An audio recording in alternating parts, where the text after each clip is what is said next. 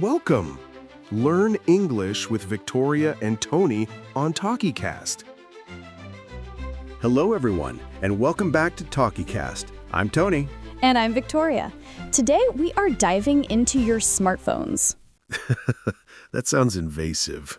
But seriously, Victoria, I looked at my phone this morning and realized I have about 10 different language apps installed. 10? And let me guess, how many of them do you actually open every day? One? Maybe two if I'm feeling ambitious. Mostly just the one with the angry green owl. Yes, the famous green owl. Today, we are going to rank the best English learning apps for 2025. We are going to cut through the marketing and tell you what actually works. Yes, we are putting them in the ring. Duolingo, Elsa, YouGlish, ChatGPT. Who is the champion? Before we start, let's be honest. Technology has changed language learning forever. But there is a big difference between playing a game and learning a language. Okay, shots fired. Let's start with the biggest one, the elephant in the room. Or rather, the owl in the room, Duolingo. Right, Duolingo, it is arguably the most popular educational app in history. Tony, what is your experience with it? I honestly love it. It's colorful, it's fun. I have a 50-day streak going. When I hear that ding sound, I feel like I accomplished something. And that is exactly why it is successful. It uses gamification. It turns learning into a video game. The streaks, the leagues, the gems, they are designed to keep you addicted. But isn't that good? If I'm addicted to learning, isn't that a win? It is a win for consistency, yes. But here's the hard truth. Duolingo is fantastic for vocabulary and basic grammar structure. It keeps you engaged when you are lazy.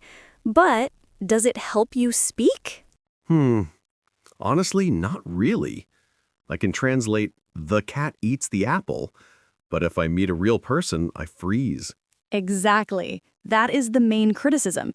It creates a false sense of fluency. You feel productive because you are clicking buttons, but you aren't producing language. You are mostly translating. So you're saying my 50-day streak is useless? No, not useless. It's a great supplement. It's good for building a habit. But if it is your only method in 2025, you are going to be left behind. Okay, fair point. So Duolingo gets a solid B grade for habit building, but maybe a D for speaking skills. What about other apps in this category, like Babbel or Busuu? Babbel and Busuu are a bit more serious. They focus less on games and more on conversational context. If Duolingo is a cartoon, Babbel is a textbook that lives in your phone. They are better for grammar, but still, they lack the human element. Interesting. So the game apps are good for starting, but maybe not for mastering. Listeners, we want to know your stats. Pause the episode and tell us in the comments, what is your current streak on Duolingo? Or did you delete it? Be honest. I bet we have some people with 1,000-day streaks who are angry at me right now. Probably. Okay, Victoria, so if the game apps don't teach me how to speak, what does? I've heard a lot about AI pronunciation coaches lately. Ooh, now we are getting to the good stuff. The technology in 2025 has improved typically. We are talking about apps that actually listen to you and correct your accent. Apps that listen? That sounds futuristic and slightly scary. I want to know if they actually work or if they just guess. We are going to test the best one in the market right after this short break. We'll talk about Elsa Speak and a hidden gem called YouGlish. Stay tuned.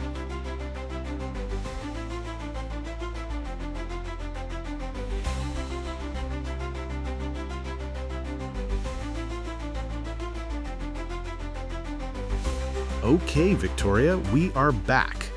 Before the break, we talked about Duolingo. It is fun, but it doesn't help me speak. I have a big problem. When I try to speak English, I feel shy. I am afraid my accent is bad. That is very normal, Tony. Many students feel the same way. They know the grammar rules, but they are scared to open their mouths. They think, what if I make a mistake? Or what if they don't understand me? Exactly. I don't want to sound stupid. You mentioned there are apps that can listen to me.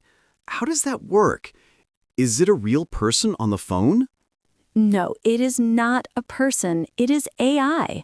It is a smart computer program. The most famous app for this is Elsa Speak. Elsa Speak. I see ads for it everywhere. What does it actually do? Imagine you have a strict teacher in your pocket. You read a sentence on the screen. For example, I like to drink coffee. The app records your voice. Then it compares your voice to a Native American speaker. Wow. So it tells me if I am wrong? Yes, it gives you a score, maybe 80%. And the best part is, it shows you exactly where the mistake is. If you say coffee wrong, it marks the word in red color. It tells you your mouth is too open or your tongue is in the wrong place. That is amazing, because sometimes I hear a difference, but I don't know how to fix it. So Elsa is like a mirror for my voice. That is a perfect example. It is a mirror. It is great for fixing specific sounds. For example, Tony, many students have trouble with the TH sound, like in the word think or mother. I hate the TH sound. It is so hard. I usually just say zinc or dink. Elsa helps you fix that. You can practice the TH sound 100 times alone in your room. Nobody hears you, so you don't need to be shy. That is a big plus. I can practice in my pajamas. But Victoria, is it perfect? Is it better than a human teacher? No, it is not perfect. Sometimes the AI is too strict. Sometimes it sounds a little robotic. It teaches you to speak clearly, but maybe not naturally. Real people speak fast. They connect words. A robot speaks very perfectly. That makes sense. So Elsa is good for pronunciation, how we say sounds. But what if I want to hear how real people speak? Not robots, not actors, but real people in real situations. Then you need my favorite tool. It is not exactly an app, but a website. It is called YouGlish. YouGlish? Is that like YouTube and English mixed together? Yes, it is genius. Tony, tell me a word you find difficult. Any word. Okay, how about schedule? I never know how to say it. Is it schedule or schedule? Great word. So you go to youglish.com, you type schedule in the search box, then the site searches through millions of YouTube videos. It gives you maybe 10,000 videos. 10,000 videos? That is a lot. Yes, but it doesn't just show the video. It starts the video exactly at the moment the person says schedule. You hear a politician say it, then a doctor, then a teacher, then a vlogger. Oh, I get it. So I can hear how it sounds in a business meeting or in a casual chat. Exactly. It gives you context. You see the person's face, you see their hands, you hear the tone. This is something Duolingo cannot do. Duolingo gives you a robot voice. YouGlish gives you real life. That is incredibly useful. And it is free? Yes, it is completely free. It is the best way to learn vocabulary. Don't just read the definition. Watch people use the word. Guys, this sounds like a game changer. I am going to try YouGlish tonight. Listeners, I have a question for you. What is one English word that is very hard for you to say? Is it comfortable, vegetable, kernel? Write that word in the comments. Maybe we can help you with it. Also, if you want to support our channel, please hit the subscribe button. It takes 1 second for you, but it means the world to us. So let's review. Elsa Speak is the coach for your mouth. It fixes your mistakes. YouGlish is the window to the real world. It shows you real examples. Correct. But Tony, there is one more thing. We have vocabulary apps and we have pronunciation apps. But what about the future? Everyone is talking about AI chatbots. Can I just talk to ChatGPT and learn English? Oh, that is the big question. Can a computer replace a conversation partner? Can I have a coffee with a robot? We will answer that in the final part. We are going to talk about ChatGPT and give you our final ranking. Which app is the winner in 2025? Don't go away.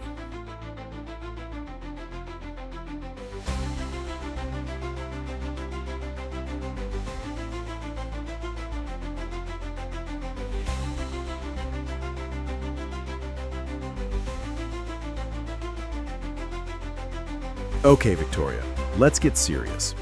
We talked about games, we talked about pronunciation, but everyone is talking about AI chatbots like ChatGPT, Claude, or Gemini. Are these just hype, or are they actual teachers? Tony, for the serious learner, the person who really wants to master English, AI is the most powerful tool we have ever seen. But most people use it wrong. Use it wrong? I just ask it questions like, what is the capital of France? Is that wrong? That is using it as Google. To learn a language, you need to use AI as a simulation partner. In 2025, the voice capabilities of these apps are incredible. You can literally have a voice conversation with ChatGPT while you're cooking dinner. But isn't it weird, talking to a robot? It might feel strange at first, but think about the advantage. A robot doesn't judge you. It doesn't get tired. You can say to ChatGPT, pretend you are a job interviewer and I'm applying for a marketing manager position. Ask me tough questions. Wow, so I can practice a high-pressure situation in a safe environment? Exactly. This is called role-play simulation. For high-level learners, this is gold. You can ask the AI, correct my mistakes and tell me a more professional way to say this sentence. It gives you instant, high-level feedback. That is definitely better than a green owl. Okay, what about memory? I learn new words, but I forget them next week. Is there an app for that? Yes. If you are a serious student, you must know about Anki. Anki? Is that a new game? No, it is definitely not a game. It is a flashcard app based on spaced repetition systems. It is ugly, it is boring, but it is the most effective way to memorize vocabulary permanently. Ugly and boring. That is not a great sales pitch, Victoria. I know, but polyglots, people who speak 5 or 6 languages, swear by it. It shows you a card right before you are about to forget it. It forces your brain to work hard. It is for people who care about efficiency, not entertainment. I get it. It's like going to the gym. Lifting weights isn't fun, but it builds muscle. Anki builds memory muscle. Perfect analogy. So, Tony, we have looked at the landscape. We have Duolingo for fun, Elsa for accent, YouGlish for context, ChatGPT for conversation, and Anki for memory. Who is the winner? Yes, give us the final verdict. What is the best app of 2025? The truth is, the best app doesn't exist. The winner is the stack. The stack? What do you mean? In 2025, the smart learner doesn't use one app. They stack them together. Use YouGlish to find real-world vocabulary, put those words into Anki to memorize them, use ChatGPT to practice using them in sentences, and use Elsa to polish your pronunciation. That is a complete system. You are building your own personalized school. Exactly. Don't look for a magic button. Look for the right combination. If you do this, you will stop learning English and start living English. I love that. Stop learning, start living. That is powerful. Listeners, I am motivated. I am going to delete the Candy Crush games and install Anki right now. We hope you are motivated too. In the comments, tell us, which of these apps are you going to try this week? Are you Team ChatGPT or Team Anki? Thank you so much for joining us on this deep dive into technology. Remember to subscribe and turn on notifications so you don't miss our next advanced discussion. Keep practicing, keep stacking those apps, and see you next time. Bye, everyone. If you like this episode, don't forget to like, comment, and subscribe to TalkiCast.